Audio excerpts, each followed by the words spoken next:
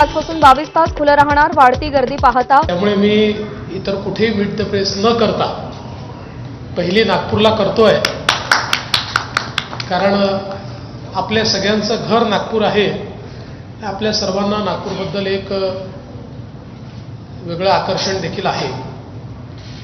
मी आपल्या सर्वांचे याकरता देखील आभार मानतो की नुकत्याच झालेल्या विधानसभेच्या निवडणुकीमध्ये आपल्या सर्वांचं सहकार्य हे मोठ्या प्रमाणात आम्हाला लाभलं आणि त्यामुळेच लोकसभेमध्ये जो फेक नरेटिव्ह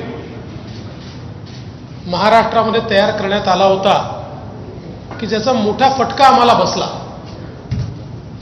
तो फेक नरेटिव्ह आम्ही ब्रेक करू शकलो आणि थेट जनतेपर्यंत पोचू शकलो, ज्यामुळे निश्चितपणे एक अत्यंत मोठा विजय महाराष्ट्राच्या आजपर्यंतच्या इतिहासातील कुठल्याही पक्षाला युतीला मिळालेला सर्वात मोठा विजय, 237 जागा या महायुतीला या ठिकाणी प्राप्त झाल्या आणि भाजपलाही आपल्या राजकीय जीवनातला उच्चांक 132 जागा या ठिकाणी मिळवता आल्या आणि म्हणूनच एक अत्यंत डिसायसिव्ह अशा प्रकारचं मॅन्डेट हे जनतेने आम्हाला दिलेलं आहे.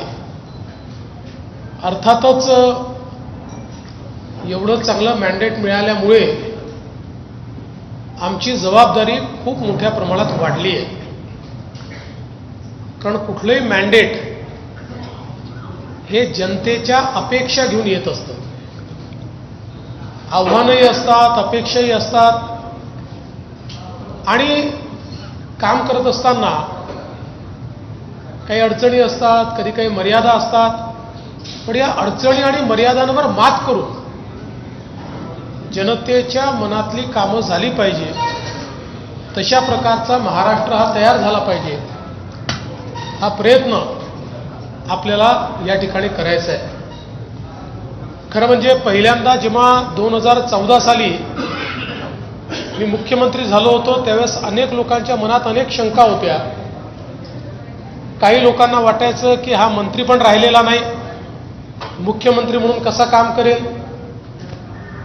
काही लोकांना वाटायचं की